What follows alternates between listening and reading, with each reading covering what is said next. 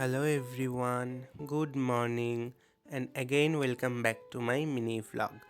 তো আজকের দিনটা দেখো শুরু করছি সকাল সকাল উঠে একটু রোদ্রে দাঁড়িয়ে তারপর বিছানা উঠিয়ে ফ্রেশ হয়ে দোকানে চলে গিয়েছিলাম। দেন দোকানে গিয়ে আজকে ব্রেকফাস্ট একটু লুচি খেয়েছিলাম।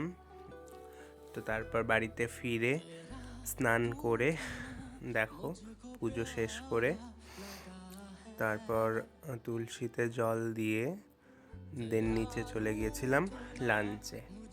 তো আজকে লাঞ্চে ছিল নিরামিষ, ভাত ডাল ভাজা সবজি এগুলোই। দেন সন্ধেবেলায় চলে গেছিলাম একটু মঙ্গানিসে, সেখানে গিয়ে একটু স্যান্ডউইচ আর একটা পনির রোল খেয়ে বাড়িতে ফিরে দেখি মা ডিনার করছে, ফ্রাইড রাইস, তার সাথে ছিল পনির আর ভাজা।